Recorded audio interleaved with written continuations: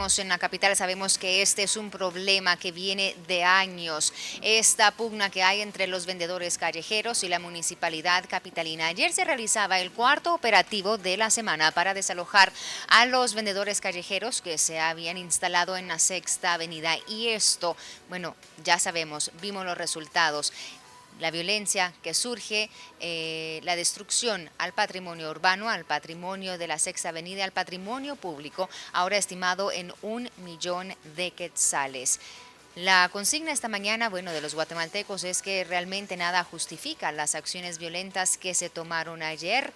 Obviamente es necesario el expresar, el querer venir y pedir derechos, pero la violencia no se justifica. Esta mañana, bueno, vamos a analizar profundamente este tema porque no solo se trata realmente de ver lo que pasaba ayer o estas imágenes que circulan en las redes sociales. Sí, estamos viendo estos actos violentos que muchos dicen no se justifican, pero también, obviamente, hay algo de trasfondo, el descontento de los vendedores, la precariedad y también, claro, la carencia de oportunidades. Esta mañana lo vamos a analizar con Renzo Rosal, analista político. Renzo, muy buenos días y gracias por tomar nuestra llamada. Es un gusto estar nuevamente con ustedes. Gracias, Renzo. Bueno, este problema obviamente no es nuevo, Renzo, ya lleva años en nuestra capital. La pugna que se da entre los vendedores callejeros y la municipalidad capitalina. ¿Crees tú que se ha abordado este problema de la manera correcta? Bueno, diría que no, es decir, tal como tú lo planteas, este y otros problemas vitales de la ciudad, de las ciudades, y en particular de la ciudad de Guatemala, se han tocado muy tangencialmente. Creo que un tema de fondo es que no ha habido disposición a la búsqueda de soluciones concretas y más definitivas alrededor, y por lo tanto lo que se hace es mantener latente una serie de problemas, de tensiones que en ciertos momentos toman obviamente un nivel de agravamiento.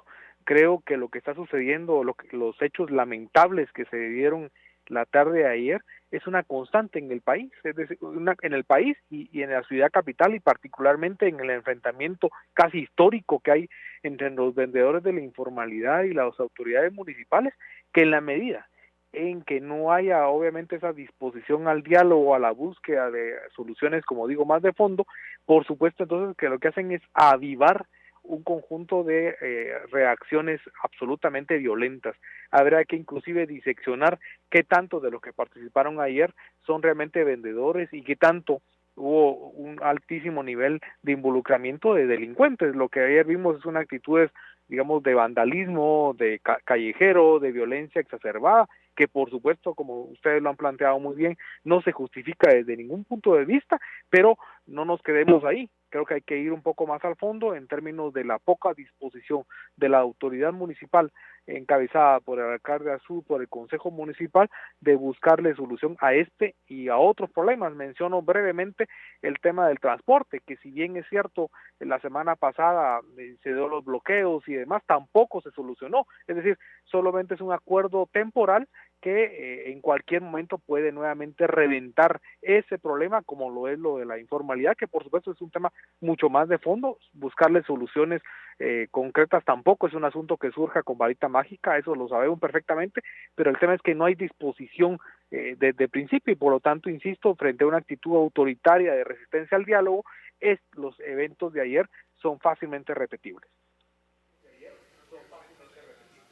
Claro, y voy a reiterar lo que tú mencionas y hemos dicho, es nada justifica la violencia, el vandalismo que se daba ayer en la zona 1 capitalina y tampoco dicen muchos hay que generalizar esto a todos los vendedores callejeros porque ciertamente no es la actitud de todos los vendedores que bien es cierto, están haciendo lo posible para ganarse la vida y cuando mencionas tú precisamente problemas de fondo, estos temas de fondo, tenemos que hablar siento, no solo de la falta de disposición de diálogo por parte de autoridades de la municipalidad, sino también hablar de aquellos otros problemas sociales que enfrenta nuestra Guatemala, la falta de empleo, la falta o el acceso, el poco acceso a la educación, la falta, como menciono, del empleo formal y que muchas veces, bueno, esta es la manera que familias guatemaltecas buscan ganarse la vida.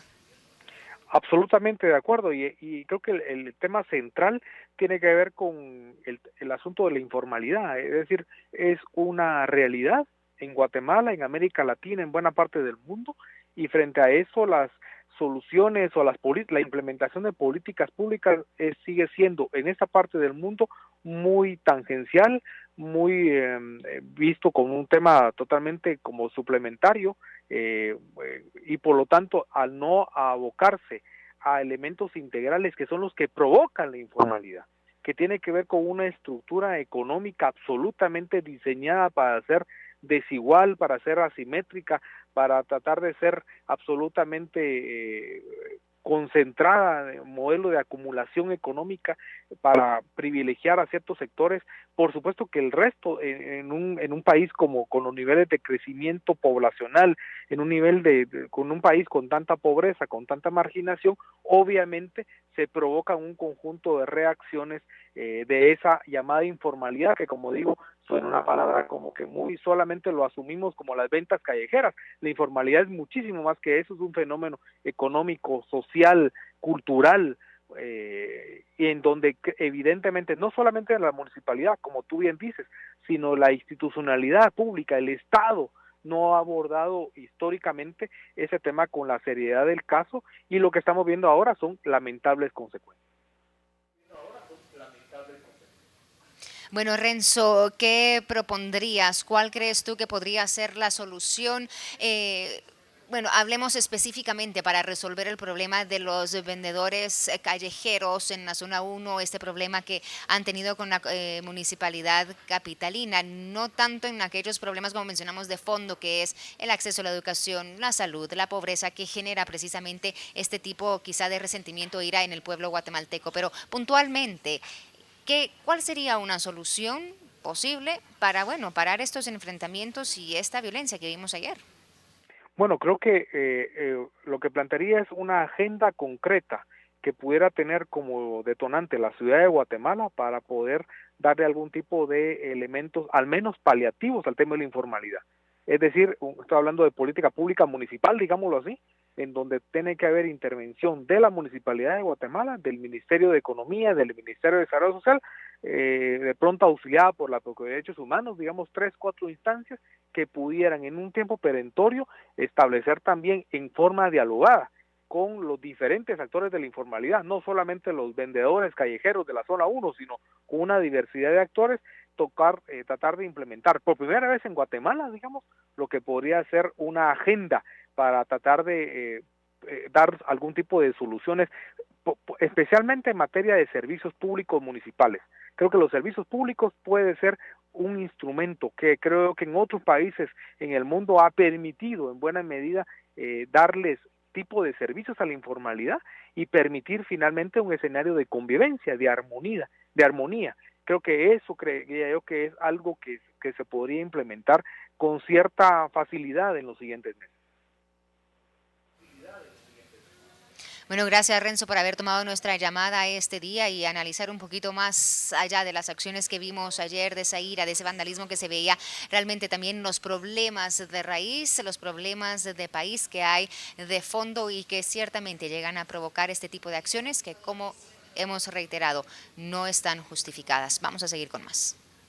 Gracias, María René. Un análisis, por supuesto, oportuno, el de Renzo, y nosotros tenemos que dar una vuelta a página para tener más noticias a esta hora. Es nuestro compañero Julio de León, quien tiene, bueno, información importante para compartir a esta hora. Contigo, Julio. Muchas gracias, compañeros. Claro que sí, nosotros estamos siempre pendientes de este monitoreo del tránsito vehicular en las calles y va a ser un gusto poderles contar un poco acerca de lo que está sucediendo en distintas partes de la ciudad capital. Desde muy tempranito, pues bueno, el clima nos sorprendió con algo de neblina en algunos puntos de la ciudad. Ahora podemos estar bastante tranquilos que eso ya ha pasado. El sol ha salido y cómo no disfrutar esos amaneceres lindísimos de noviembre. Vea, le comento que justamente el área de Villalobos, la cuesta de Villalobos, se encuentra por el momento pues con un tránsito fluido ingresando hacia la calzada Aguilar Batres. Ahora bien, hubo un hecho de tránsito al final de la calzada Aguilar Batres y esto tiene que ver con una panel que volcó luego de esta situación y que definitivamente las autoridades están realizando sus trabajos y que esto afecta pues claramente el paso, para más que todo para los que están saliendo hacia el área de Villanueva por el momento. Les comento también en Boulevard Vista Hermosa, a la altura de la 26 calle, hubo un motorista fallecido tras un hecho de tránsito también a horas de la madrugada. Autoridades están realizando sus trabajos pertinentes en el punto también y eso pues está generando una dificultad en el paso por el sector. El resto de ingresos a la ciudad, carretera El Salvador, ruta interamericana, se encuentran con una mayor fluidez. Recordemos siempre la fecha, ¿no? Estamos, bueno, o más bien el día de la semana, que es un viernes, y esto pues genera también una carga vehicular un poco más densa, aunque por el momento también podemos estar más tranquilos, ya que el movimiento que se ha dado debido a la falta de asistencia a los centros educativos, pues también genera una mejor fluidez en estos días del mes. Es información que tenemos para ustedes desde muy temprano, por supuesto deseándoles un excelente día. Ya tenemos el fin de semana aquí nomasito, entonces, ¿por qué no disfrutarlo con una muy buena actitud de viernes? Y usted ya sabe que estamos nosotros aquí ubicados en Semaco Peri Roosevelt, esperándolos para cuando quieran venir, porque tienen las puertas ya abiertas con toda esta nueva imagen y beneficios para todos ustedes desde acá. Volvemos con ustedes, compañeros. Muchas gracias. Gracias por la información y después de este recorrido vamos ahora al mundo. Crista García, las noticias internacionales.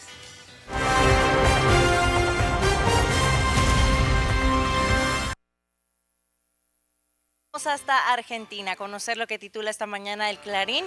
Su titular principal habla, por supuesto, acerca de Trump, que dice cruzó elogios con Obama y ahora prepara un gabinete muy conservador. Este es el tema del día, las primeras señales del presidente electo de Estados Unidos y precisamente el presidente que recibía en la Casa Blanca a su sucesor recién elegido. Allí vemos una fotografía no tan agradable y dice extravagante. Cristina reivindicaba el triunfo de Trump como una derrota del establishment. Así dan a conocer también noticias del deporte. Brasil le dio una paliza a la Argentina y agudizó la crisis de un equipo muy cuestionado. Es lo que titula esta mañana el Clarín. Vamos a terminar las noticias internacionales ahora.